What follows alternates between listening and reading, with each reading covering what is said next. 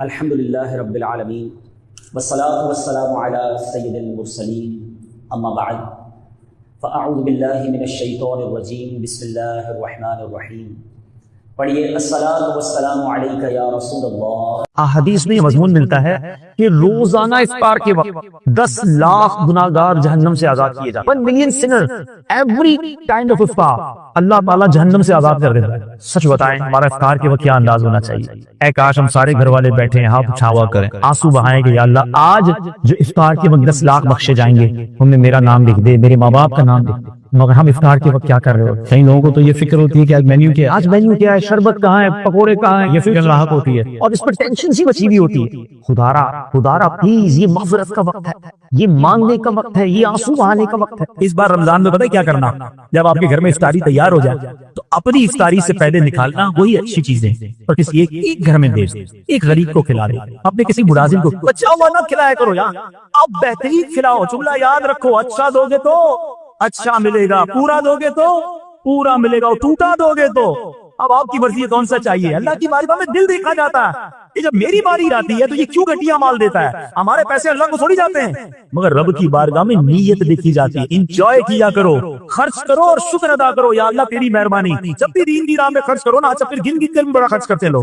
مثال کے طور پر زکات دے دی نا، جتنا حساب بنتا تھا اللہ کرے وہ بھی پوری دے دے. آج کل تو یہ بڑی وبا آ گئی ہے کہ لوگ پوری زکات ہی نہیں دے. بہرحال جس نے پوری بھی دے دی نا اس کو مشورہ دے رہا ہوں، اب آپ کے ساتھ پاس کوئی نیا کام آ گیا، کسی غریب کی مدد کرنی ہے، کوئی دینی کام آ گیا تو لوگ کہتے ہیں بھائی زکات پوری دے دی، اب اگلے سال ہم ایک حدیث سن لو جس کا مضمون ہے گن گن کر خرچ نہ کرو ورنہ وہ رب کریم بھی تمہیں گن گن کر عطا فرمائے.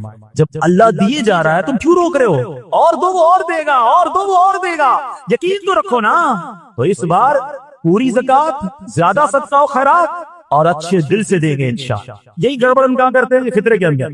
کیا گڑبڑ کرتے ہیں؟ فطرہ کون سا دیتے ہیں؟ بچپن سے سن رہے ہیں گندم کا فطرہ 50 روپے کا 50 روپے دے دیے، 60 روپے کو 60 دے دیے، 100 تو 100، 150. وہ پوری حدیث تو سنو، میرے آقا نے 4 فطرے بیان کیے ہیں، جو کا، کشمش کا، کھجور کا. پھر چوتھے نمبر میں گندم کی باری آتی ہے. ہماری تو سٹارٹ ہی گندم سے ہوتی ہے، سب سے سستی والی ہے نا. سستا والا فطرہ کون سا؟ وہ لے لو. عید کے دن فطرہ دیتے ہیں نا، عید سے 2-4 دن پہلے دیتے ہیں. عید کی خریداری کرنے جب جاتے ہیں دکان پر تو کیا بولتے ہیں؟ بدے سے سب سے سستا والا کپڑا نکال دو، یہ بولتے ہیں. نہیں اچھا والا دکھاؤ، برانڈیڈ. نہیں کوالٹی کون سی آئی ہے؟ عید ہے بھائی، جوتے اچھے والے، بچوں کے لیے برانڈیڈ. یعنی اپنے لیے خریدنا ہے تو اچھا ٹاپ لیول، اللہ کی راہ میں دینا تو سستے والا فطرہ. اپنے دل سے پوچھو یار، جب ٹھیک کر رہے سارا رمضان جو اجوا کھجور سے افطاری کر سکتا ہے وہ کھجور کا فطرہ کیوں نہیں دے سکتا؟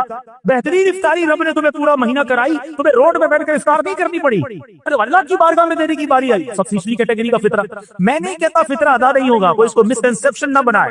غریب آدمی ٹھیک ہے وہ فطرہ دے دے، اس کا ہو جائے گا، مگر جس کو رب نے کروڑوں سے اچھا بنایا وہ ایسی کام کرتا ہے بھائی.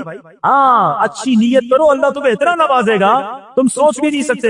حضرت سیدنا انس رضی اللہ تعالیٰ عنہ روایت کرتے ہیں کہ رسول اکرم نور مجسم شاہ آدم و بنی آدم صلی اللہ تعالیٰ علیہ وسلم نے ارشاد فرمایا، اللہ تعالیٰ فرماتا ہے اے ابن آدم تو نے جب بھی مجھے پکارا اور مجھ سے رجوع کیا میں نے تیرے گناہوں کی بخشش کر دی اور مجھے اس کی پرواہ نہیں. اور اے ابن آدم اگر تیرے گناہ آسمان تک پہنچ جائیں پھر تو مجھ سے مغفرت طلب کرے تو میں تیری بخشش کر دوں گا اور میری ذات بے نیاز ہے. اے ابن آدم اگر تیری مجھ سے ملاقات اس حال میں ہو کہ تیرے گناہ پوری زمین کو گھیر لے لیکن تو نے شرک کا ارتکاب نہ کیا ہو تو میں تیرے گناہوں کو بخش دوں گا.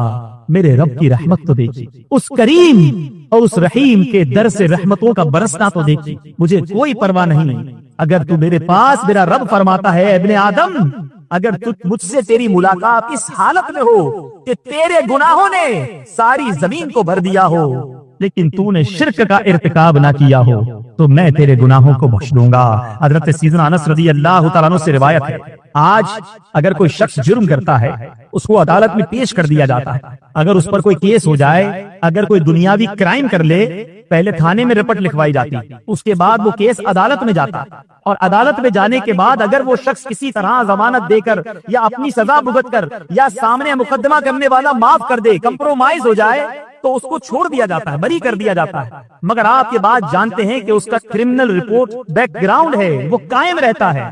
اسی کو اگر آج سے 5 سال پہلے بھی سزا ہوئی ہو تو کورٹ میں اس شخص کا وہ کرائم رپورٹ باقی رہتی ہے، تھانے میں اس کا نام ضرور رہتا ہے، اس کا کریکٹر کلیئر نہیں ہوتا۔ میرے رب کا دربار بڑا نرالا، اس رحمان کے در کے اصول بہت نرالے ہیں۔ اللہ اکبر۔ حضرت سیدنا انس رضی اللہ تعالیٰ عنہ سے روایت ہے کہ رسول اکرم نبی مکرم شہنشاہ دو عالم صلی اللہ تعالیٰ علیہ وسلم نے ارشاد فرمایا کہ جب بندہ اپنے گناہوں سے توبہ کرتا ہے تو اللہ عز و جل لکھنے والے فرشتوں کو اس کے گناہ بھلا دیتا ہے، اور اس طرح اس کے اعضاء یعنی ہاتھ پاؤں کو بھی بھلا دیتا ہے، اور اس زمین پر اس کے نشانات بھی مٹا ڈالتا ہے، یہاں تک کہ قیامت کے دن جب وہ اپنے اللہ سے ملے گا تو اللہ عز و جل کی طرف سے اس کے گناہ پر کوئی گواہ نہ ہوگا۔ غور کیجئے میرا رب کتنا کریم ہے۔ ارے بندہ ہی ہے جو اس کے دربار میں سر نہیں جھکا، بندہ ہی ہے جو اس کی بارگاہ میں آنسو نہیں بہاتا۔ آج کسی کا دل دکھا دیں، آج کسی کا حق دبا لیں، معاف تو کروا لیں گے مگر اس کے دل سے نہ نکال سکیں گے۔ کرائم رپورٹ اور آپ کا کرائم بیک گراؤنڈ ختم نہیں ہو سکتا، مگر میرے رب کی شان یہ ہے کہ جب وہ توبہ قبول فرماتا ہے، جب وہ بندے کو معافی عطا فرماتا ہے تو فرشتے جو گناہ لکھتے ہیں ان کو گناہ لکھنا بھلا دیتا ہے۔ جس زمین پر گناہ ہوتے ہیں اس زمین کو وہ جرم بھلا دیتا ہے۔ اللہ اکبر۔ جب وہ بندہ رب کی بارگاہ میں پیش ہوتا ہے تو اس کے تمام گناہوں پر کوئی گواہ بھی نہیں ہوتا، میرا رب اس کی بخشش فرما دیتا ہے۔ اے میرے پیارے اور محترم اسلامی بھائیوں، میرے آقائے دو جہاں صلی اللہ تعالی علیہ وسلم نے توبہ کے حوالے سے جو ترغیبات ارشاد فرمائی، ایسی احادیث کرام بھی موجود ہیں کہ جس میں میرے آقا نے توبہ سے متعلق ہمیں ترغیبات ارشاد فرمائی ہیں کہ توبہ کرنے کے بارے میں ترغیب دی گئی۔ آئیے وہ حدیث پاک سنتے ہیں۔ حضرت سیدنا انس رضی اللہ تعالیٰ عنہ کہتے ہیں کہ رسول اکرم صلی اللہ تعالیٰ علیہ وسلم نے ارشاد فرمایا، سارے انسان خطا کار ہیں اور خطا کاروں میں سے بہتر وہ ہیں جو توبہ کرتے ہیں۔ ایک اور جگہ ایک آدمی نے حضرت سیدنا ابن مسعود رضی اللہ تعالیٰ عنہ سے پوچھا، ایک آدمی نے گناہ کیا، کیا اس کی توبہ کی کوئی صورت ہے؟ حضرت سیدنا ابن مسعود رضی اللہ تعالیٰ عنہ نے منہ دوسری طرف پھیر لیا، پھر دوبارہ ادھر توجہ کی تو ان کی آنکھیں ڈبڈبا رہی تھیں، آنکھوں میں آنسو تھے۔ فرمایا جنت کے 8 دروازے ہیں، سب کھلتے اور بند ہوتے ہیں سوائے توبہ کے، اس لیے کہ توبہ کے دروازے پر ایک فرشتہ مقرر ہے جو بند نہیں ہوتا، اس لیے نیک عمل کرو اور مایوس نہ ہو۔ اے میرے پیارے اور محترم اسلامی بھائیوں، اللہ تبارک و تعالیٰ کی رحمت کے قربان، غور طلب بات یہ ہے کہ آج اگر ہم کسی کی بارگاہ میں کسی بڑے افسر کا کوئی ایسا کہا ٹال دیں، کسی حکمران کی بات کو ٹال دیں، اس کا حکم نہ مانے، اس کا دل دکھا دیں اور پھر دل میں تمنا کریں کہ وہ معاف کر دے، اور اگر وہ معاف کر دے تو ہم بہت خوش ہو یار بڑی مہربانی آپ نے معاف کر دیا۔ ہمارے دوستوں میں ناراضگی ہو جاتی ہے، اگر کوئی دوست ناراض ہو جائے ہماری غلطی کی وجہ سے تو اب ہماری خواہش یہ ہوتی ہے کہ ہم اس سے معافی مانگیں تو وہ ہمیں معاف کر دے، مگر میرا رب اس سے بڑا کریم کوئی نہیں، اس سے بڑا رحمان کوئی نہیں ہے، اس سے بڑا درگزر کرنے والا کوئی نہیں ہے۔ اللہ اکبر۔ حدیث پاک سنیے اور جھوم جائیے۔ اللہ تبارک و تعالی ارشاد فرماتا ہے، الا من تاب وآمن وعمل عملا صالحا فاولئک یبدل اللہ سیئاتہم حسنات وکان اللہ غفورا رحیما۔ ترجمہ کنز الایمان، مگر جو توبہ کرے اور ایمان لائے اور اچھا کام کرے تو ایسوں کی برائیوں کو اللہ بھلائیوں سے بدل دے گا، اور اللہ عز و جل بخشنے والا مہربان ہے۔ ارے فقط معاف نہیں کرتا میرا رب گناہوں کو نیکیوں سے تبدیل فرما دیتا۔ ارے اسی کے گناہ کریں، اسی کو ناراض کریں، اسی کی نافرمانیاں کریں، اور جب بندہ اس کے دربار میں سر جھکا لے، جب بندہ اس کی بارگاہ میں آنسو بہائے، جب بندہ اس سے معافی مانگے، اور میرا رب جب اسے معافی عطا کرے، اس کا دریائے رحمت جوش میں آئے تو فقط معاف نہیں فرماتا بلکہ گناہوں کو نیکیوں سے بدل ڈالتا ہے۔ اللہ اکبر، اللہ اکبر۔ غور تو کیجئے کیسی رحمت ہے میرے رب کی سرکار کی امت پر۔ اللہ تبارک و تعالی توبہ کرنے والوں کے فضائل بیان کر رہا ہے، ذرا غور تو کیجئے۔ بندہ گنہگار ہے، بندہ سیاہ کار ہے، اپنے رب کی بارگاہ میں معافی مانگ رہا ہے، ارے میرا رب معاف بھی کر رہا ہے، ان کے فضائل بھی بیان کر رہا ہے۔ اللہ تبارک و تعالی قرآن مجید میں ارشاد فرماتا ہے، ان اللہ یحب التوابین ویحب المتطہرین۔ ترجمہ کنز الایمان، بے شک اللہ پسند کرتا ہے بہت توبہ کرنے والوں کو اور پسند رکھتا ہے ستھروں کو۔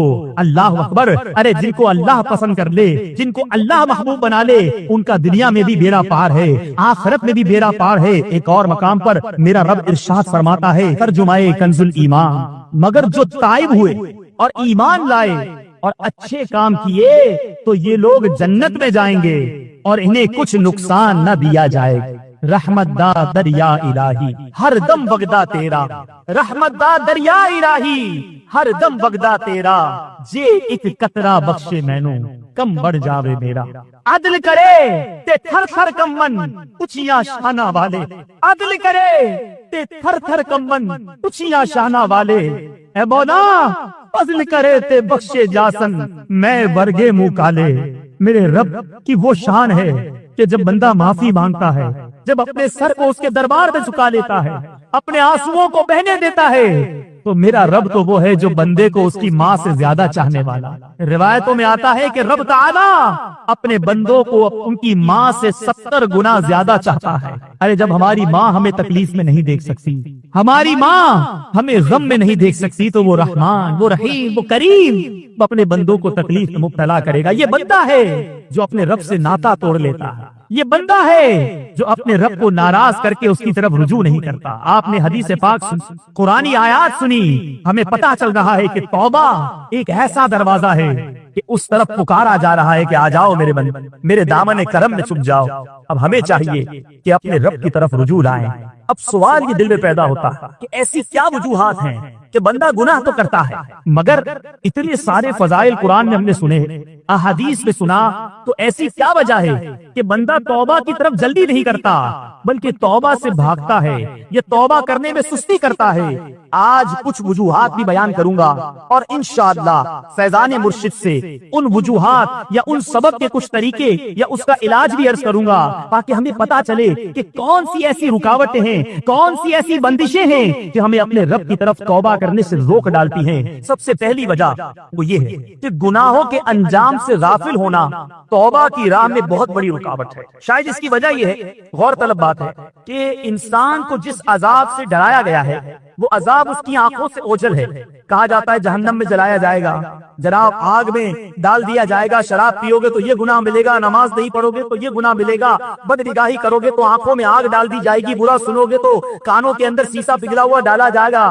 تو یہ گناہ کے ہم عذاب تو سنتے ہیں، مگر یہ عذاب انسان کی نظروں سے اوجھل ہے، اس نے دیکھے نہیں۔ تو اس وجہ سے یہ انسان کا فطری تقاضا کہ جو چیز کیش ہوتی ہے، جس کا رزلٹ فوری ملتا ہے، انسان اس کی طرف چلا جاتا ہے، بعد والے رزلٹ کو چھوڑ دیتا ہے۔ مثال کے طور پہ گناہ کرتا ہے، شراب پی، معاذ اللہ، لذت فوراً مل گئی، عذاب کو نہ ملا، عذاب کو بعد میں ملے گا، تو انسان فوری رزلٹ والی چیز کی طرف جلدی چلا جاتا ہے۔ جھوٹ بولا، بظاہر تھوڑا سا فائدہ اٹھا لی، فوراً رزلٹ مل گیا، جھوٹ کا عذاب تو باقی رہا مگر سامنے تو عذاب نہ آیا۔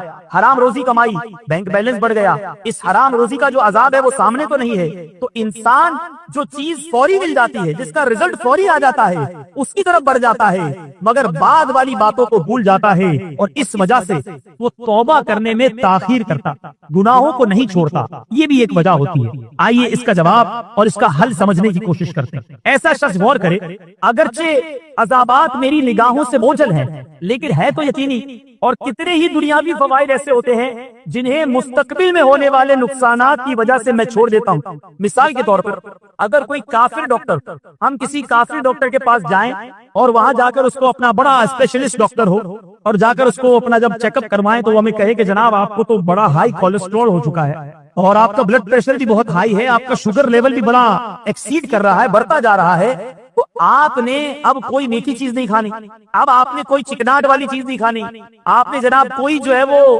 گھی تیل والی چیزوں سے اپنے آپ کو بچانا ہے۔ اب مجھے بتائیے میرے پیارے اسلامی بھائیوں، کیا میٹھا کھانا حرام تھا؟ کیا چکنائی والی چیز کھانا ناجائز تھا؟ کیا اس طرح کے مرکن غذائیں کھانا غلط تھا؟ سب جائز چیزیں تھی، حلال چیزیں ہیں، مگر ہمیں یہ بھی نہیں پتا کہ اس کا جو سمپٹمز وہ بتا رہا ہے کہ اس کو کھانے سے اللہ نہ کرے ہارٹ اٹیک ہو جائے گا، شوگر ہائی ہو جائے گی یا گردے فیل ہو جائیں گے۔ یہ چیزیں تو بعد میں ہونی ہیں، مگر آج دنیا میں آنے والے نقصان کے پیش نظر ہم ایک کافر ڈاکٹر کی تو بات مان لیتے ہیں اور اس کی بات مان کر حرام نہیں حلال چیزوں کو کھانا چھوڑ دیتے ہیں۔ تو رب کے وعدوں پر یقین کیوں نہیں رکھتے؟ ارے اس کے وعدے سچے ہیں، اگر اس نے ارشاد فرمایا ہے کہ گناہگاروں کو وہ عذاب دے گا تو وہ عذاب دے گا، اس کے وعدے سچے ہیں۔